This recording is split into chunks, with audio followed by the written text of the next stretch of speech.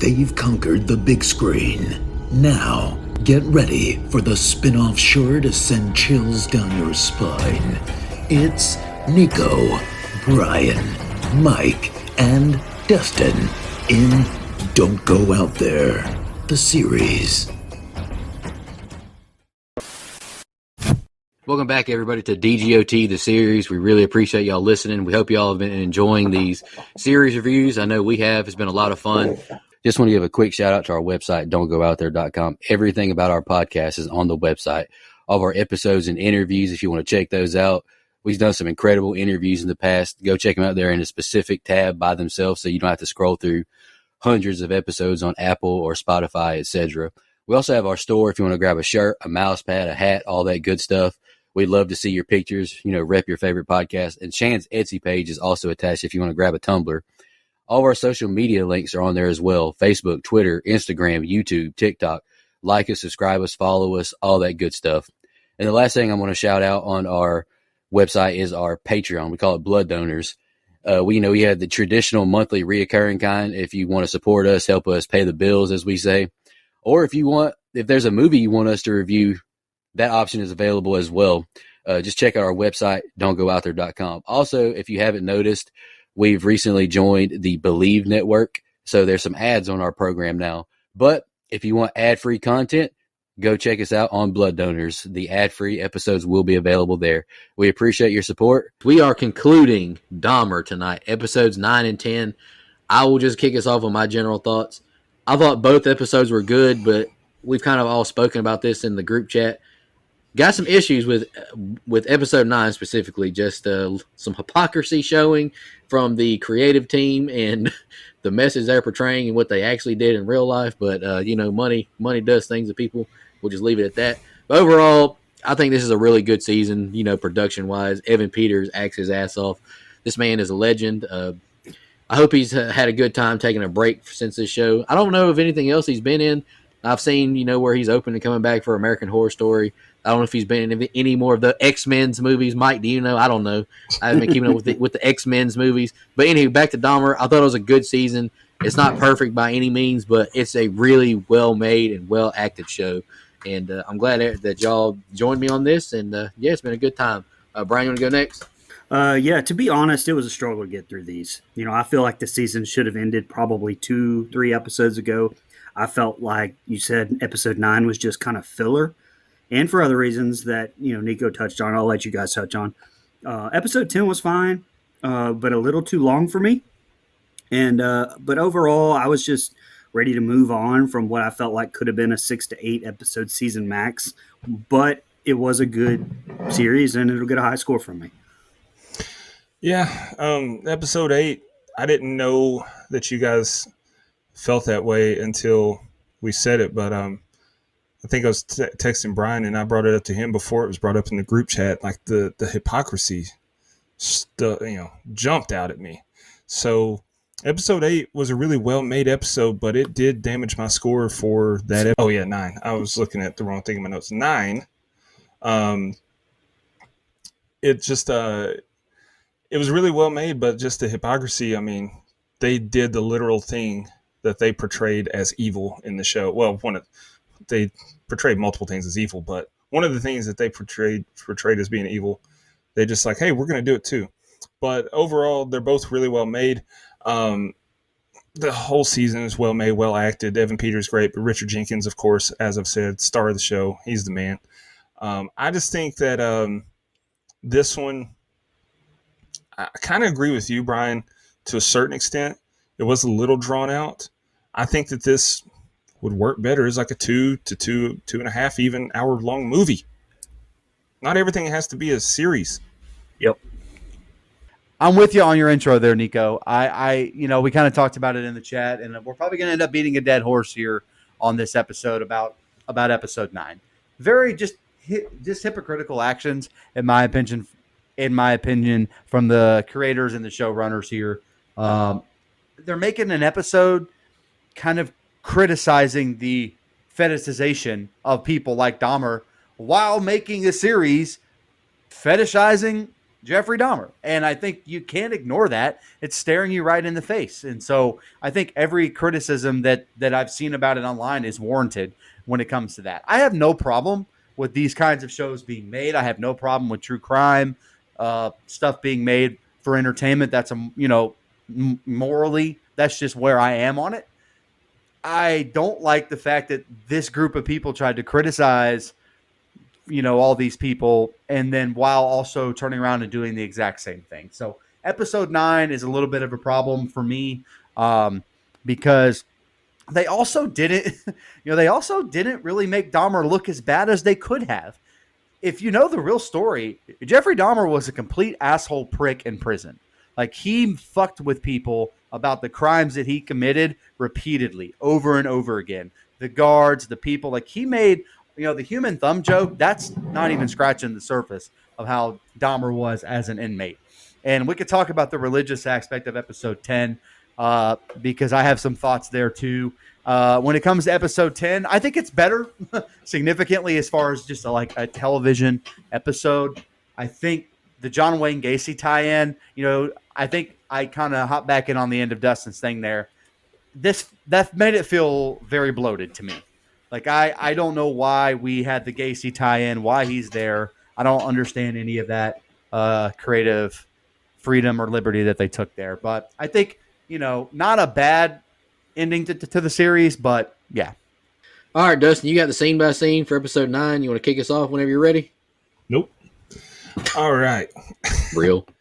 Episode 9, the Baba Yaga. Oh, sorry, that's John Wick. The Boogeyman. We open in the Columbia Correctional Facility where we see Jeff get his mail, and he asks the guard about his request for 2 cyanide capsules and a razor blade, to which the guard replies by shutting the door and ignoring him.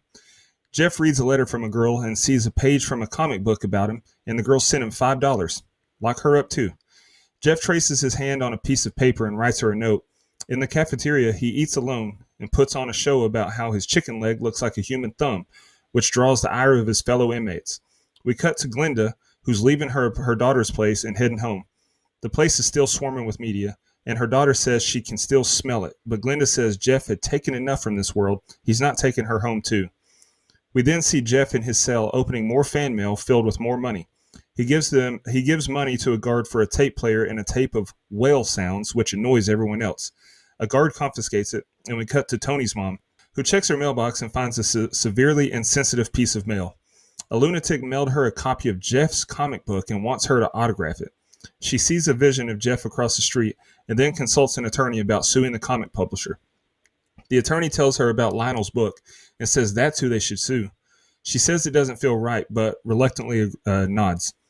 Next, we see Sherry reading a review of Lionel's book to him at a restaurant, and they rejoice over the positive feedback.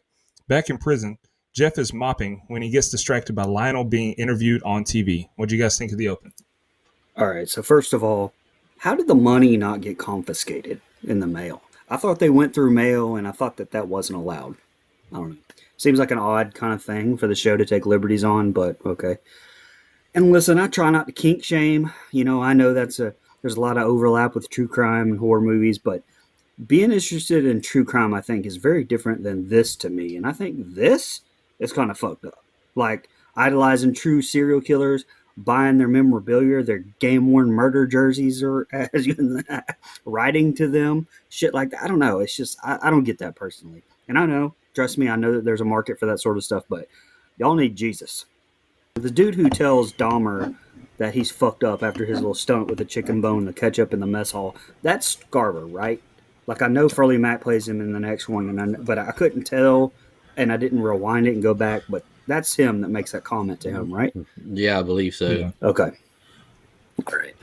Last one little fun fact here, and I'll shut up. I found while Dahmer's watching his dad, Lionel, being interviewed on TV about turning his book, A Father's Story, into a movie, Lionel actually mentions that Rich Ambler and Wood Dickinson as possible director and screenwriter.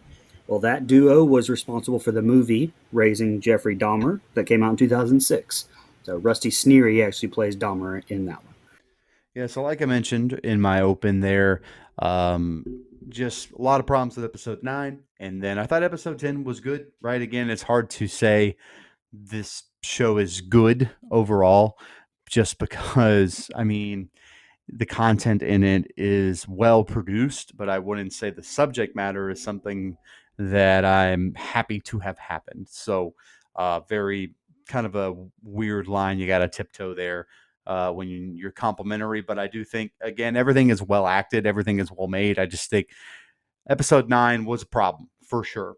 I didn't like the way they were critical of people that used that case to make money and then turn around and made money off of it, right? So, especially without consulting the victims, which is something that we know is true.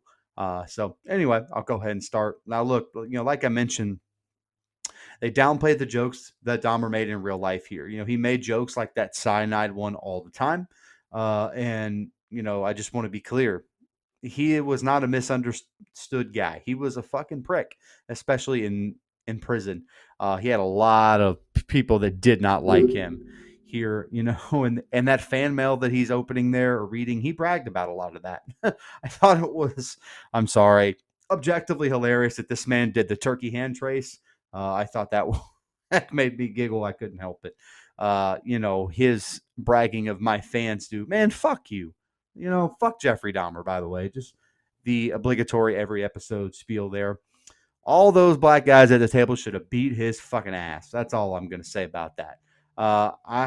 Look, if I were Glinda and everyone else, I'd have moved out of there fast. There are other, to be quite frank, lower income places they could have lived, had to be, right? The smell alone of that building would have drove me the hell out of there.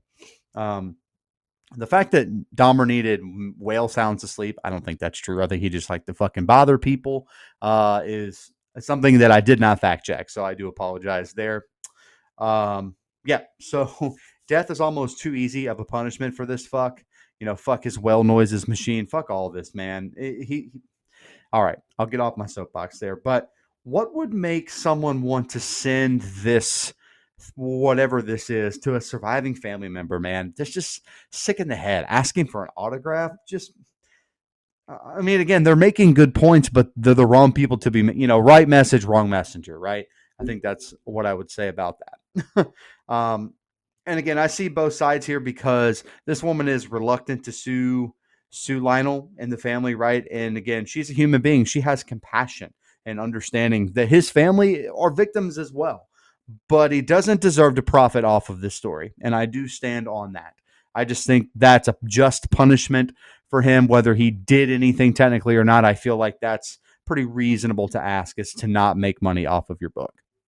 Yeah, Peters, he makes me laugh again with his request for update on 2 cyanide capsules and a razor blade. The content is not funny, but the way he delivers his lines, I think he just nails it. He's hilarious. Absolutely wild to me how so many serial killers had fans and groupies who admired them. Yeah, Brian, that's some sick shit. I can't knock Jeff's hustle, but I can't comprehend how someone could be a groupie to this animal. And like you mentioned, there's this guy I've seen on TikTok. His name is True Crime Chronicles or something like that. He collects John Wayne Gacy paintings, things from Jeffrey Dahmer's apartment, and sells them. That's some weird stuff. I wouldn't be against it. I'll just leave it at that. Jeff is on some nut shit, mocking how he ate his victims to the room of inmates. Jeff would have been hell on social media talking about his fans like he does. Thank God that TikTok wasn't around then. I appreciate Glenda's daughter supporting her. We love to see that. And Dahmer, he's been a real prick. Whale noises, freak. I mean, I get it. Maybe you can't sleep because the light's on, but just annoying the hell out of everybody. That's not the way to do it. You can tell that guard hates his guts too, which we see next episode. And in my opinion, I believe he leaves Jeff alone on purpose because he knew what was going to happen to him. Mm-hmm. The man who sent Miss Hughes a picture to be autographed should be locked up himself as well. I agree 100%, Dustin. Sicko. That's just horrific to do. And what a mess Miss Hughes is in. I couldn't imagine knowing the killer of my son's family is selling books and paid for interviews.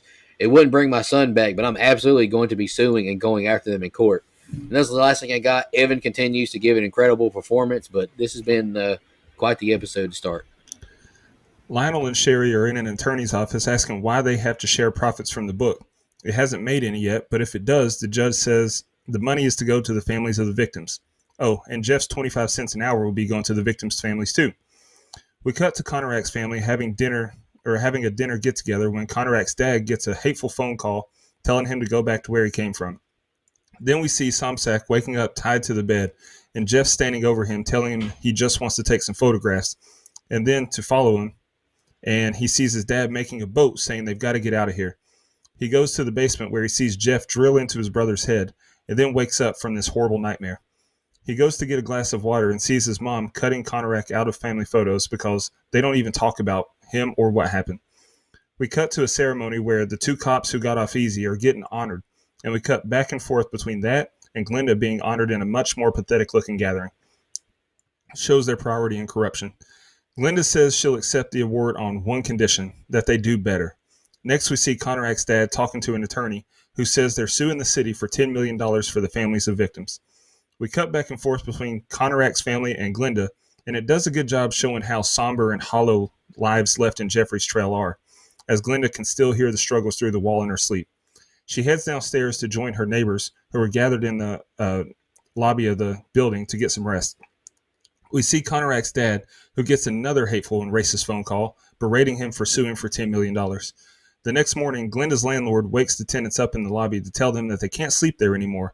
But for those who want to stay, rent is reduced by 25%, and if they want to break their lease, there will be no penalty. Glinda heads to Conorak's funeral, and she wants to speak with his father. We get a very emotional scene where she apologizes to him, and he says she did everything she could. It's really tough to watch. What do you guys think? Yeah, like I said in my open, I'm going to leave the discussion on the Brook Prophets to you guys who were discussing them off air. I mean, I don't want to bring it up just because I'm going first, and it's not my place. So just know that I completely agree with these guys on that. But there is a lot of good in this set of scenes where I think that this is the bright point of the episode. I think the family-centered moments and that fight to give the victims a voice, I think, was very well done in this episode. Again, I don't think it necessarily went in well here, but I think that a lot of this should have maybe gone in the last episode. But it was interesting, anyway, how we intertwine it here with showing how the fuck faces, like you brought up, Balsarak and Gabrish, the 2 fuck-faced cops, they ended up not only being reinstated, but like you mentioned, given awards, and it was in this big, lavish presentation center, which, if my research was correct, was actually in 1997 that they were given those awards. But having this intercut with Glinda Cleveland's little plaque in some, like, I don't know, Alcoholics Anonymous looking room was definitely infuriating. I don't mean to laugh to make light of it. It was definitely infuriating. Yeah. It absolutely continued to drive home what we bitched about so much last episode, the Balsarak. And then Balsarak actually even later became president of the Milwaukee Police Association. Just simply unreal. But from a storytelling perspective and evoking emotions from the audience, I think that this set of scenes in this episode did a great job of that and was my favorite or the most well done of the episode. Sherry, you can't be this obtuse, right? Jeff deserves to make $0 for the rest of his life. They're worried about him getting 25 cents, man. Again, just have a little self-awareness there. And I forgot that the police were calling these families and, intimidating them, right? For whatever reason, just, again, sick in the head. Just awful what this what this Laotian family went through. And awful what the boy went through. All of them. I don't even know if it's something I would want to survive. The one that made it out just would scar you forever. Can't imagine moving on from it. So as far as I know, this is inaccurate as far as the police winning these awards, but later in life, one of them did get named the chair of this board that they're kind of doing there. So I think it was a representation of that and a way to kind of get them both involved here. I did like Glinda's acceptance speech, how she's kind of holding the chief and everyone else in the department accountable while accepting the award. I can understand how conflicted she probably felt. Again, I would just never look up at that air vent again. Like, can we move the air vent somewhere else? Again, ultimately, I would have just moved. I know that's not easy for everyone, but I feel like the city, the least they could have done is offer moving cost coverage right away. Like, it should have never even been up for discussion. It's the least they could do. Just wanted to say here to end it, Niecy Nash is great in these emotional scenes. I think that she's awesome, outstanding. Yeah, sorry, Lionel, but I'm on the family side here. There's no need to write a book this soon in my eyes. I'm not inherently against Jeffrey's dad writing a book, but nah, not this soon. Disgusting phone call for Mr. Santhone. People want him to leave and defend Dahmer simultaneously is unreal to me. I don't know if this is accurate or not, but it is heartbreaking to see Conorak's mother cutting his face out of pictures. I said this a lot, but I can't imagine how these parents are feeling. I couldn't even imagine. Milwaukee continues to show how corrupt and terribly run it is. Glenda receives the Merit Award in a small room with few people, while the two cops who are responsible for the death of a 14-year-old boy and mocked it are celebrated like heroes. It's wild to me that people collect the belongings of serial killers. I'm a true crime listener, but I would never want like a Gacy painting or a spoon from Dahmer's apartment. I don't get it, and yes, those people exist, like Brian's mentioned. This is a sad, melancholic episode. Residents sleeping in the lobby. Conorak's father is on the verge of a breakdown and keeps getting racist phone calls from sickos. Like, to me, this is just not a pleasant watch at all right now, but it is reality, so I'm not going to say that we shouldn't cover it. Niecy Nash does a fantastic job in her conversation with Conorak's father. And like you mentioned, this is pulling on the old heartstrings. This was tough to watch. And I just reiterated again in my last thing in notes. It's just not a pleasant set of scenes to watch, but this is reality that real people had to endure. So, yeah. All right, here's the ending. We see Lionel visiting his mom in the nursing home, and he tells her how the movie isn't happening now. He tells her that Jeff really did love her and says she was a good mom before heading out. At night, Glenda returns home to see a group of morons taking distasteful pictures outside the building. So Sandra smashes the camera. Good. We see Jeff and Lionel being interviewed on Dateline on TVs everywhere. Glenda says it ain't right. And then Sandra is arrested for smashing the camera. Unreal. Free Sandra. Next, we see real estate tycoon Joseph Zilber head into his office where he makes a phone call and says he'll pay $100,000 over what they're asking for all of Dahmer's stuff that's to be auctioned. And we see it all buried and destroyed. Awesome move. Hats off to that guy. No one needs that crap as trophies. Then we see Conorak's family meeting with the attorney who says the city is offering $850,000 as a settlement. And she suggests that they take it. At home, Conorak's dad gets a visit from Mr. Zilber, who says he just couldn't stand the thought of that stuff being memorabilia, and he gives him a check for $32,000. Back inside, he receives another racist and threatening phone call, and we see that it was the two scumbag cops behind them this whole time. We see Ronald Flowers in his office talking with a man who says since he tested positive, he doesn't go out because he feels guilty and ashamed. Ronald tells him he understands, and we see Ronald in a club where he sees a vision of Dahmer watching him. At her apartment, Glenda's landlord tells her the city has purchased the building and she'll need to relocate because they're demolishing it. 2 months later, we see the building coming down, and Glenda sees a vision of Jeff inside through a window. In prison, Jeff is singing some hymns in a church service when another inmate stabs him in the neck. Sadly, he survives the attack, and he reads more fan mail, and the episode ends. What'd you guys think? A nice little touch here, a little Easter egg in this set of scenes. It can't be on accident. Ken Lerner, who played Joe Zilber in the episode here, plays Dr. Friedman in The Exorcist 3. And I did appreciate the closure to Ron's character as well. You know, again, not knowing much about the case for me, and again, assuming it's factual, something like, you know, what he went through can make people spiral. So it was good to see him using it for good and to help other people, quote, you know, start living again. I enjoyed that. Also, what a just chilling shot from director Jennifer Lynch here, who I think I wrongly said last episode that was the last one she did this season. Maybe I didn't, but this is. But that shot of Dahmer in the window as they demolished the building, I thought that was just bone chilling, just beautiful shot. That's all I had. Just like I said, kind of a little bit of a filler episode. There were some really, really good parts, but I kind of felt like those parts could have been in episode 7 or 8. But, you know, I'm kind of ready to move on to the ending here. You know, this is a hard scene with Lionel and his mom here, but I think she was already out of it by the time that a lot of the Dahmer stuff happened as explosively as it did. I could be misremembering that as well. And look, I wouldn't want to watch this shit while I was trying to eat either. He's talking about his crimes in very vivid detail, and that is gross. I think it's disgusting.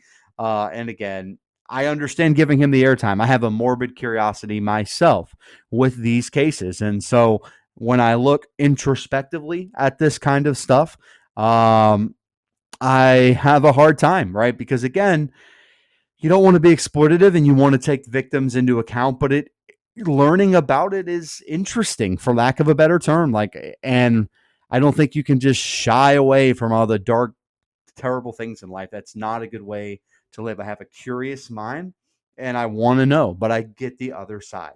I just think it's how hypocritical of these showrunners and the people creative to kind of comment on that and then do the exact thing. Like I've said, and we beat that dead horse. I am glad they destroyed that building. I think they need to put up something, a park there. We kind of touch on that in episode 10. Put something up there would be nice. Man, I'll be honest. I wouldn't have even punished this guy for stabbing Jeffrey Dahmer in the neck. I know you have to slap him on the wrist or something, man. Dahmer deserved that shit, and it should have been worse. One of the few times that I just advocated for death, just knowing how he was. And his sick smirk when he gets that Christmas card, man, he's just a fucking prick. And he's not like a fictional boogeyman, Mike Myers, Jason Voorhees. Shout out to the good, one of the goats, not the goat. That's Michael. Shout out to one of the goats for his birthday. Happy birthday there, Mr. Voorhees. But in all seriousness, this episode was disappointing. If I could rate this episode alone, it would be pretty low, not because of the content, just because I think right message, wrong messenger, and that is frustrating. Yeah, that man Lionel was trying to capitalize on this financially, wasn't he? A book and a movie? Damn it, man. No need to apologize, young lady. I support you 100% in destroying that camera. Those kids were rude and disrespectful. Fuck them. I don't have any sympathy for them. The irony, like we've kind of talked about this off the air and on the air, the irony of this show sticking up for victims while not consulting victims beforehand or giving them any of the profits, I don't know, just doesn't come across right. Interesting how the police showed up this time but failed to do so the many times Glenda called on Dahmer literally murdering people. I thought that was interesting. Appreciate that this lawyer wanted all of Jeff's crap buried and bulldozed. And how is it not the police's duty to protect Conorak? What am I missing here? I appreciate what the lawyer did here, honestly. Might not be as much money, but all this shit is gone and destroyed, and, these sickos aren't collecting it and fetishizing over it. Conorak's dad is going through hell this episode, my God. These calls would have me crashing out. I don't know how he's holding it together, honestly. And this is a long overdue apology from the landlord. I mean, a simple room inspection could have gone a long way if the concerns were addressed early on. Like Glenda specifically said, everyone's been contacting about this man's apartment. I hate to admit it, but the landlord's a little bit at fault here. Prison justice, if anyone deserved it, is Jeff Dahmer. This Christmas card is disgusting. I can't believe I live amongst these people. I'm all for dark humor, but I'm not for sadism. Yeah. I got just a little blurb about this one. I'm conflicted on it. This episode did a great job showing how events and people can haunt you. I can't imagine what Glenda and the victims' families went through. On the other hand, though, I just find it extremely hypocritical of the showmakers to acknowledge this in the episode. How awful it was for Lionel to try and profit off the family's trauma when they did the exact same thing and they didn't consult the families. So that brings my score down on this one a lot. Probably going to ruffle feathers, but I give this episode a 5 because while it's extremely well made, I can't in good conscience praise it or give it too much credit because of that hypocrisy. That's fair. You guys got any more final thoughts before we jump into the season finale? Yeah. As far as Conoraks, were those phone calls real? Were those two cops really? Do you know, Nico? I was wondering the same thing. I don't know. So I'm fairly certain Conorak's dad got those kind of calls, but the cops, I don't know. Yeah, because I looked it up, and Star 69 became a thing in the early 90s. Yeah. So if he would have just Star 69 and called right back in, it's the police station. Oh, I'd have called a case. No, you two jackasses, let this happen to my son. Yeah. And now you're going to taunt me? You're going to play in my face? No. So I'm just curious, if that was factual. I don't know. Good question. Yeah, I was wondering the same thing. I can't answer that with certainty, so I won't answer. I don't like to answer things I don't know. All right, guys, any more final thoughts? We're just getting to the finale.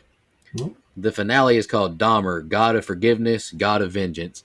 But we start off in Chicago, Illinois, 1977. PDM contractor's van stops outside a house, and John Wayne Gacy is interviewing a young man for a construction job. They make it inside, and the young man asks about the smell. He gives him an RC Cola and asks what's wrong with him. Gacy tells him what PDM stands for and asks if he goes to that bar a lot. The young man gets woozy, and we see the knot trick by Gacy. He punches the young man, and a squabble ensues. Gacy hits him with a pan, then removes his belt and chokes him. He dunks his head underwater while hogtied and naked as the infamous clown tells him God can't help him. Glenda watches on the news of Gacy's sentencing, and I can only imagine what's going through her head seeing what Gacy did as well. Glenda says Gacy isn't the worst. Her neighbor is worse. She can't get the smell of cooked flesh out of her nose. Jeff is having lunch and pranks a prisoner, and now he's playing cards trying to sell his autograph.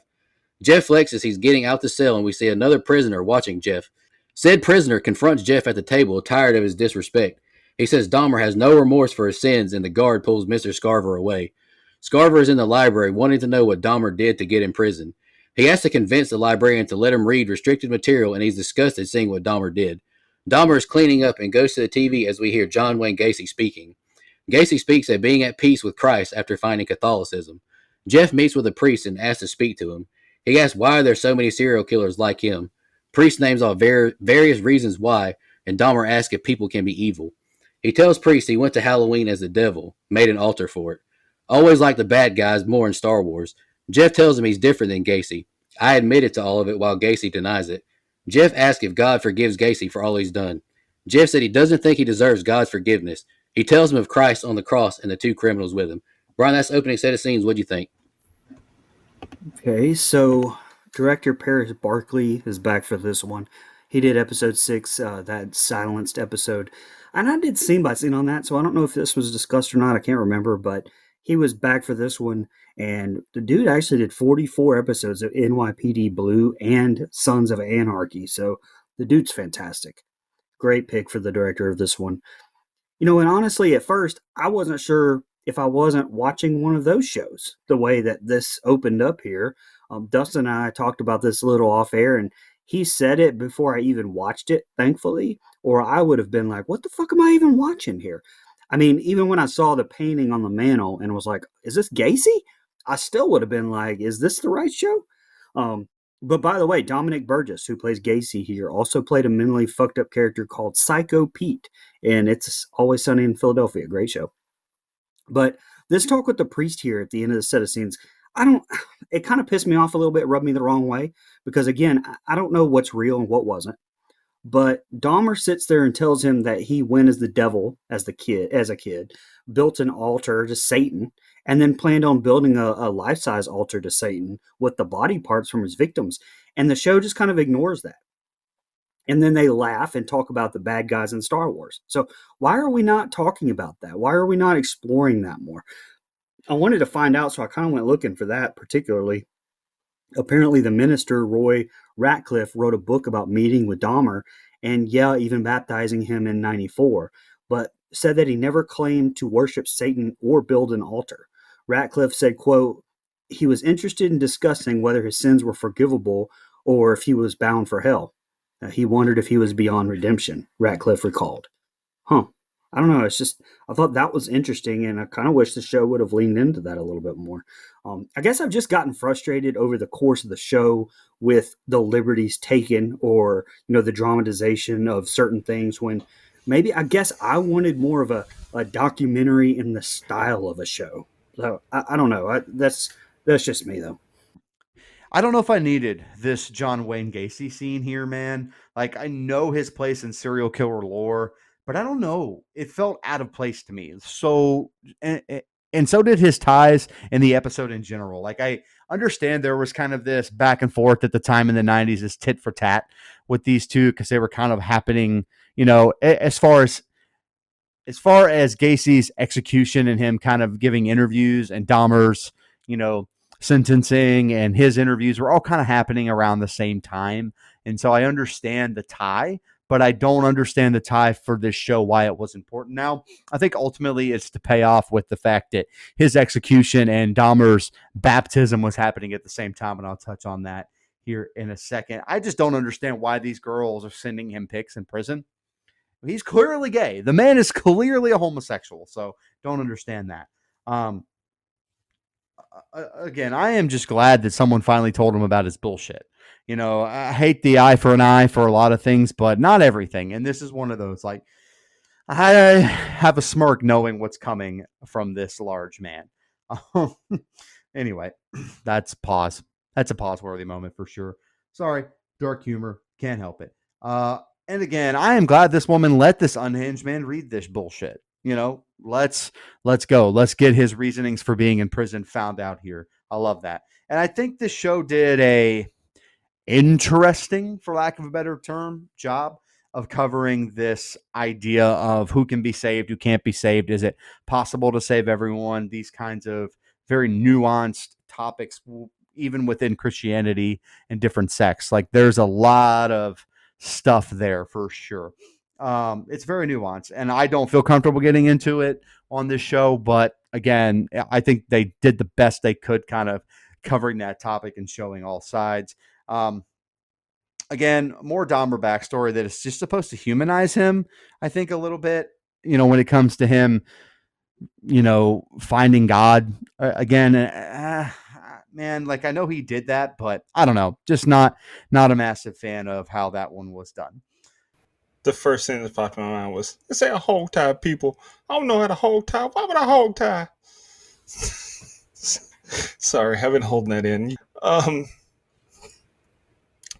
Yeah, when this episode started, I had to pause and double check that I had clicked play on the right thing. Like, I just, no clue why this episode started with such a detailed scene featuring Gacy. They could have just started with Glenda seeing it on the news at work. Like, we are aware of John Wayne Gacy, and if we're not, all we need to know is that he's a serial killer, like what they showed us on that news clip. So we don't need that much depth to that. I don't know. I think they were planting seeds for, a future season of this show. I got super annoyed seeing Dahmer playing pranks and having a good old time in prison. Like, if that's how it really was, and I guess it was, then it just made my blood boil, because he didn't deserve happiness or fun or a moment of peace. It was a dramatization, or if they, if it wasn't as much as they showed in this, and if that part was hammed up, then it just pisses me off for adding fake stuff and bloating the runtime with unnecessary crap. But it sounds like it was real, so it just pissed me off. Blaming the boom of serial killers on the interstate, that's a wild take. Didn't expect to hear that. That priest, he came in hot with that one. To be honest, I don't know how to feel about the open, but it was well made, but it annoyed me for a few reasons. No, I'm with you, because I thought that the next season would be John Wayne Gacy, and then it was the Menendez brothers. Yeah. And then I think you said it was Ed Gein up next. Ed Gein in the third one, yeah. So, I don't know. We're in service now with Glenda, who hears the pastor speak on forgiveness. She meets with the pastor and tells him when it comes to Jeff Dahmer, she can't forgive him. Even if he had brain issues or control issues, he's full of hate. I want to see him suffer. She's had nightmares of herself hurting him, begging for mercy. She's scared anger and hurt are going to push her to a place she doesn't know herself anymore. He validates her feelings and says, you can't control those feelings. All you can do is pray for strength and God's guidance. And after time, you'll see his face in a year. Dahmer's face won't bother you. Lionel meets Jeff. He tells him of a new pill he's on that helps even him out. He thinks booze was a big problem of his too. Lionel reveals the book sales didn't do too well. It came across like victim exploitation. Interesting. Jeff tells Lionel he wants to get baptized to Lionel's joy. Baptism is about washing away your sins. He asks his dad if he can ever forgive him. And Lionel nods his head yes. I'll forgive you, son. I do. I have. Glenda is at a wedding with Conrac's family. He pours her a whiskey in tradition, and she tells him how happy she is for the family. He says he tries to be happy and strong, but he doesn't feel like himself. Every morning it gets worse knowing Dahmer is still alive and not my son. She encourages him to keep being strong, and she invites him to the dance floor to pick his spirits up. Tony Hughes' mother and family see his comic book, and they are pissed. They consider another lawsuit. Dahmer wasn't a superhero. He's a serial killer. The lady says she isn't going to read the comic, but she hopes Jesus whoops Dahmer's ass, and I laughed at that. Solar eclipse happens as we hear Dahmer is baptized the same day Gacy is executed. Gacy's last words are "kiss my ass," which is debated, as Dahmer is taken to be baptized. Scarver is crashing out in his cell as Jeff is baptized. The solar eclipse happens as Gacy is executed and Dahmer emerges from the water. Welcome to the family of God. You're saved, Jeff. Scarver is praying, wondering what he needs to do. Brian's next set of scenes. What do you think? Yeah. Okay. So since you brought it up, that's debated. You said I looked it up too because I was wondering the same thing. According to William Knuckle, the prosecutor said the words "kiss my ass" weren't part of his official statement. So I wasn't sure 100% on that either. I thought maybe the show just kind of took some more liberties, but glad you said that was debated. So, first off, I'm going to say something that may or may not be popular here, and you guys may not agree with me. But if we created this Glinda Cleveland character, and hold up, first off, let me just say again, Niecy Nash is incredible. And even here with the speech and discussion to the pastor was just incredible. I know she symbolizes not just Glinda Cleveland. I get that. But I feel like if you're going to create this character based on a real life person anyway, it would have been more impactful of a thing for me as an audience member watching this to have heard this from a parent of one of the victims. Not someone who didn't even really live in the same building as Dahmer. Like it would have emotionally hit for me. Whereas with this, I'm sorry, no matter the performance from Nash, I just don't care about her opinion or inability to forgive someone who didn't take what he did from the families of the boys and the men killed. That's again maybe not popular. But now this meeting between these parents regarding the comic book, this is what I wanted to see. Like this is what matters. Having her say the words, "Yeah, we filed the lawsuit because it makes a statement. It reminds people that Jeffrey Dahmer isn't a superhero, he's a serial killer." And reminds them that our sons weren't just Jeffrey Dahmer's victims, they were real people. That's what should be throughout this episode, in my opinion, not Glinda Cleveland. I actually really liked the scene with him and Lionel talking through the glass. I think it showed, I know it's kind of humanizing, so I'm a little hypocritical myself there, but in reality, I just think it was a good television scene, right? Again, a dad and a son, and in that prison cell. I thought that was interesting. Um, but again, I'm conflicted, right? Because you can tell Lionel really does love his son, and he's forgiven him. But you gotta understand that the world is not going to see this the way that you do, and so I am conflicted there because I don't want to see Dahmer smile, and by proxy, I don't really want to see Lionel smile in this context. I don't anyway. Of course, outside of it, I don't think he technically did anything wrong, and so I don't think he deserved the worst life of all time or anything. Um, I will say nitpick criticism here, but the last two episodes they just kind of have Glenda do the same things.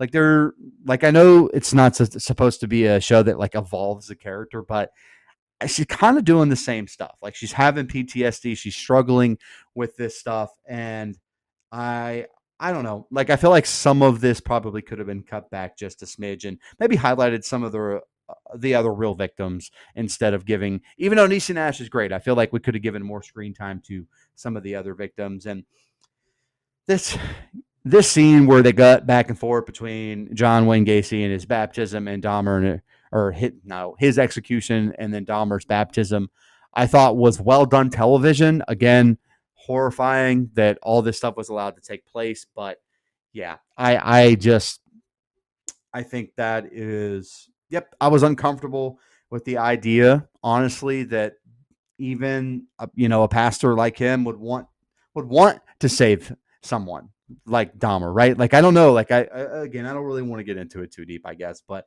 I thought the scene was well shot, well made, just not super awesome of ideas. I am glad that Scarver is about to take his ass out. Let's go. Yeah, really good stuff from Niecy Nash talking to the Reverend about her hatred of Jeffrey. It's great acting, and you could really feel her internal conflict.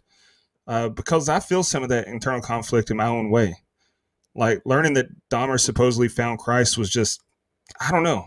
It's not my place to pass any judgment about his sincerity or the authenticity of his faith. That's between him and God, but I'd be lying if I said it doesn't weigh on me a little. And just like when he, in the same visit with Lionel, says that alcohol is a lot to blame. And then says, when Lionel said, "Do you miss alcohol?" He says every day. Okay. Think about that. Alcohol supposedly makes you kill people. So you're basically saying you miss killing people. And then you want to turn right around and say that you want to get baptized. I have questions about his sincerity and authenticity of his faith. It's not for me to decide, though. That's between him and God. While I didn't care for the Gacy Open, the cuts back and forth between his execution and Jeff's baptism, I thought were really good. It's a very dramatic scene showing the juxtaposition, especially when paired with Scarver's conflict of his own. I thought that was really well done. While I'm not sure really how to feel about this episode it's still really well made, and we're moving along. Yep. Jeff is reading the Bible in his cell until a guard comes to get him for work duty. Jeff and another inmate are cleaning the weights as Christopher Scarver is taken to work duty. Guard tells him they're getting some help, and Scarver starts cleaning up. Jesse asks Scarver to help clean the locker rooms, and we see the guard leave the room and lock the door. Jeff is a little sketched out as we hear a mop handle fall on the floor and a fight ensue as Jesse screams out. Scarver exits with a broken handle and says not to feel bad for him. He murdered his wife and tried to pin it on 2 black men. He confronts Dahmer now for what he did to his victims. Scarver says he believes in God too, and he's a God of vengeance. The Lord spoke to me and asked me to punish you for the lives you took and families you've destroyed. Jeff's jaw trembles as he looks into Scarver's eyes. He punches Jeff and grabs a barbell and bludgeons Jeff to death. We get cuts to all of Dahmer's previous victims as his head is pummeled. Scarver backs away and sits down on a bench. In the name of the Father, the Son, and the Holy Ghost, amen, as we see a battered Dahmer on the floor. Brian, that's the next set of scenes, and the next set is the ending. I cut it a little short just so we could just have Dahmer's death be a solo set of scenes. Yeah. And according to the research I read, on that death, Scarver did not actually kill Dahmer after Jesse Anderson. He killed him first. And he did not, as this episode shows, give a Furious Vengeance style Pulp Fiction sermon before he did it. But I did find that was delivered very well. Furley Mack, I think he did a fantastic job as Scarver, and just the way that he portrayed that rage here. The real Scarver apparently killed Dahmer quickly before killing Anderson, not knowing how much time that he would have to do so. I also don't know how realistic the guard leaving was. Like you mentioned, I do think that was 100% done to show that he was kind of leaving him on purpose, but I don't know the details if that's real or not. Speak if you know that he really did that or not. But man, that shot of Scarver coming out of the bathroom and how he's just holding that broken mop handle, blood dripping from behind, and like coming up from the floor. It's just the shot coming up from the floor. It's just what a shot from Barkley. And that soundtrack from Nick Cave and Warren Ellis here, I thought was absolutely phenomenal. Like, this moment saved the last few episodes to me. Like him hitting Dahmer with that weight bar while showing the victims flashing from editor Chris Thurber, I thought was just a fantastic choice. Incredible work from all involved, including Evan Peters. This man is reading the Bible like I used to read the college football encyclopedia in bed. Okay, sure, man. Again, just feels like he only did this saving nonsense to protect him. Kind of save his own ass. I don't know. Not a fan. And again, that goes into that deeper topic. I like this kill scene a lot. I'll be honest. It was a satisfying on-screen death. Love the dialogue of the religious aspect. And now again, both of them twist the word of God, in my opinion. But I get it from Scarver's state of mind, right? I understand where he's coming from more than I do Jeffrey Dahmer. And I think it's great that he made him relive his crimes, ask him questions, because he's definitely someone that is already trying to forget it, even though he shouldn't. He should not forget it, in my opinion. And I'm glad he didn't make it. He deserved a painful death, and he got it. Honestly, I wish it would have been more painful. Honestly, them showing him cooking up human steak was insane work to me. So, again, satisfying on-screen death for sure. Yeah, I don't have much here, Nico. Regardless of how I feel about it, I know Jeff getting killed had to provide some closure to Glenda and the families of the victims. And I think they did a good job at showing that. Scarver did have a great line when he told Dahmer he was about to feel every second of this like you said, Brian, I don't know how accurate it was, but it made for good TV. And the flashbacks of Dahmer's victims was also very effective. I thought that was really well done. Everything about that scene in particular was really well done. I'm ready for the ending. Yep, and here it is. The phone rings at Lionel's house, and he's told to come to the hospital. He's told there's bad news, and Lionel's taken to see his dead son. Lionel sees how badly beaten his son is and begins to weep. I've loved you since you were born until the day you die. Joyce joins Lionel, and the two are called back, and Joyce snaps about dissections, saying it caused Jeff's outbreak. They're told of his brain being removed to study. Lionel is disgusted and says his brain is a part of his whole body. Joyce wants to know if there was something wrong with his brain that caused this behavior. Lionel tells Joyce Gacy's brain was studied and came back normal. Lionel stands firm and says no. He's told Miss Flint will pursue this in court, and he walks out saying, I bet she will. Glenda gets her grandson some cookies, and she sees on the paper Dahmer was murdered and continues on with her life. In court now, and the judge wants closure. He orders for the brain to be destroyed. We see the brain being taken to cremation as the judge speaks on wanting to know why he did what he did. Glenda meets with Miss Yang after 7 reschedules. She's seeking an update on the new park memorial. She says they're still waiting on more permits. Glenda says all we're asking for is a damn park. Yang says there are a lot of people who don't want to build there and just want to forget about it. Glenda says the right and decent thing to do to have a memorial for those who can't forget what happened. Glenda tells her, that's all right. I'm used to waiting. I won't let Dahmer be the only thing people remember. Text on screen says no memorial was ever built, as we see pictures of all the victims of Jeffrey Dahmer. Brian, that was the ending. What'd you think? Yeah, just more phenomenal acting from Richard Jenkins here. With this moment, when he walks into the morgue and he sees Jeff, like, he wasn't the serial killer Jeff Dahmer. He wasn't this evil vessel who murdered, tortured, raped, and ate all those people. He was just his son, Jeffrey. He was just a father, and that was just his son in that moment. And Jenkins didn't even have to say anything to portray that. I thought that was just phenomenal acting. There was a little goof here, though, when Lionel and Joyce speak to the lawyer regarding Jeffrey's brain. They show a shot of it in the jar. The preservation date is 11/31/1994. There are only 30 days in the month of November, so that was definitely a mess up. Later, when the brain is in the box about to be destroyed, the date on the box has been corrected to 11/30/1994.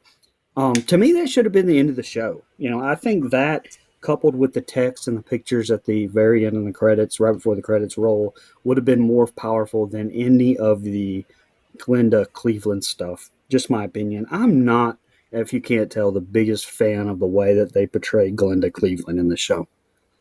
Lionel and those emotions, again, great acting all the way around. He knows he deserves to be punished, but he's still losing his son. And you are sad for him as a human being, or just on a human level. He lost his kid.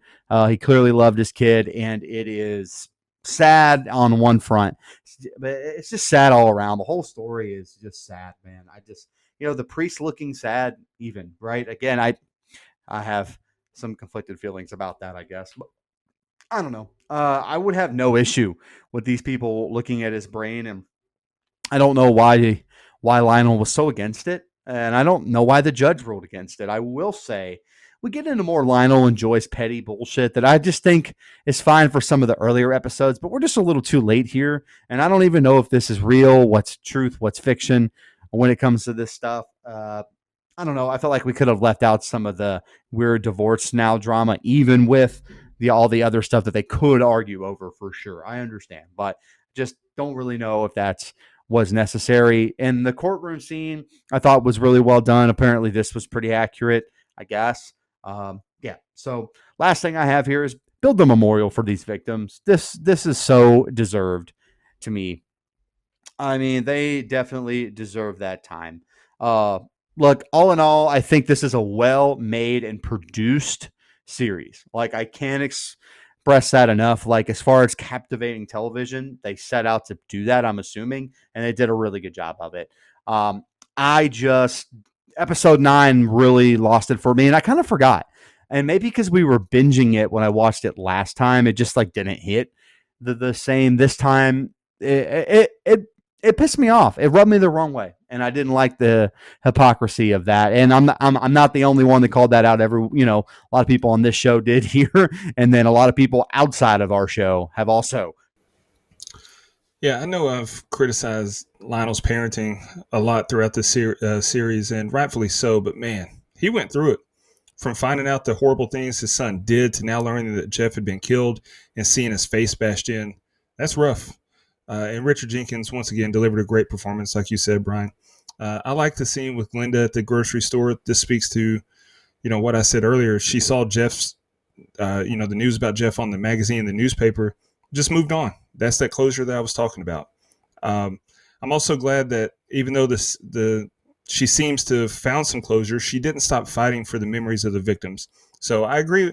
Maybe if they showed it in a different order, like show her going, then it would make sense timeline-wise, but maybe show her going to talk about the park and then close with what you were talking about, Brian. But like I said, that would mess it up. But I like that she didn't stop fighting.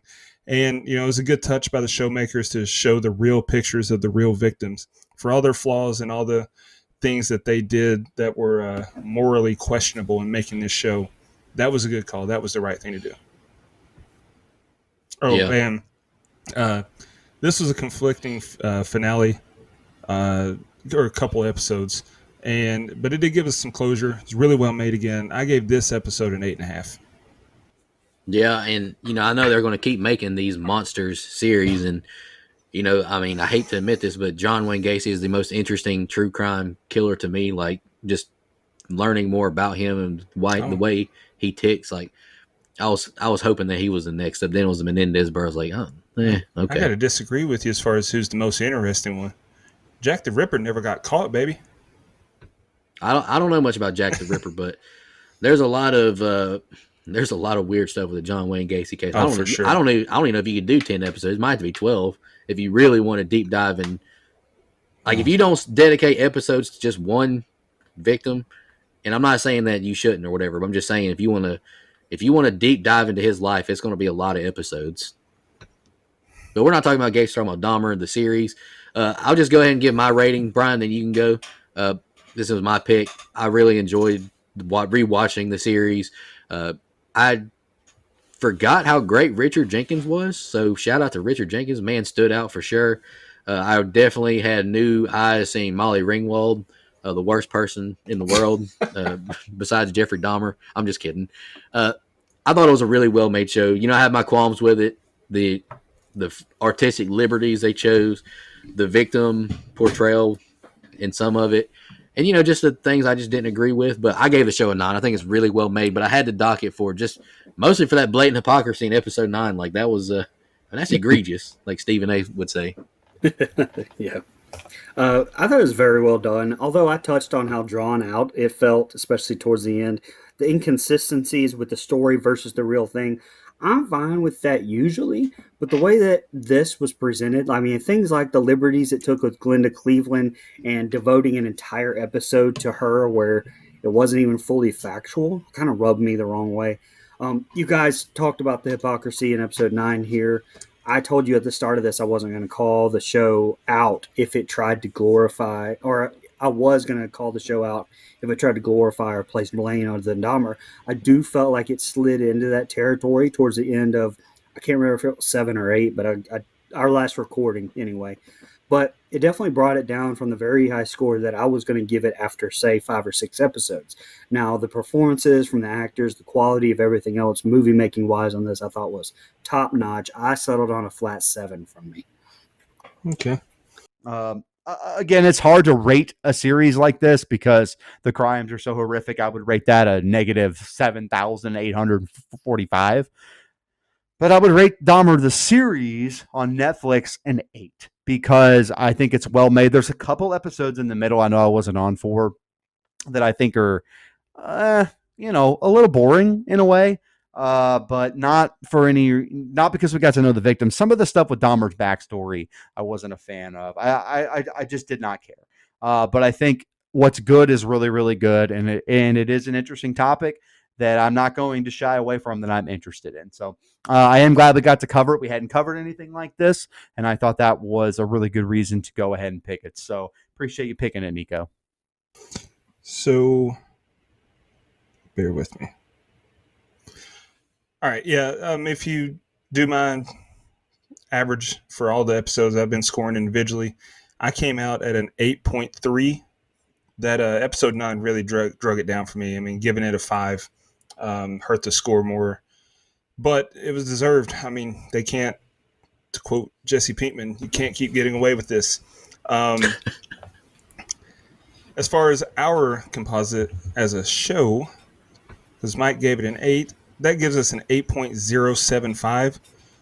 IMDb 7.94, so we're right in line there. Rotten Tomatoes, only 57% of critics gave it a favorable score, and I can understand why. If you told me that you give this show a 3, a 2, I can understand why. Because I'm willing to bet it had nothing to do with how well it's made. Yeah, no, I get it for sure. Right. Well, that was our first kind of true crimey thing we've done. It was been interesting, and I think we did it justice. Have you two decided what you're doing with the next series yet? Yeah, I passed. I handed the ball off to Brian. Yep. So I am going to pick an episode or pick a series that I haven't seen yet, but have been wanting to see. And I didn't want to start checking it out until we picked it on here. But I'm going to pick The Last of Us. They just came out with the second season. It's getting a lot of run on social media, one way or the other. I have not played through the video game, but I feel like that it's something that I want to watch, and we can go through it and watch it together. I don't think any of us have seen it, so that's going to be interesting. Yeah, I've heard really How much good did Matt things. Sears pay you? How much did Matt Sears pay you to pick? Because I know he said he wanted us to review that, so that's cool. He does want us to review it a lot, but he's huge into that video game world with that. I've not stepped into that yet. Yeah, I'm still I haven't watching played wrestling.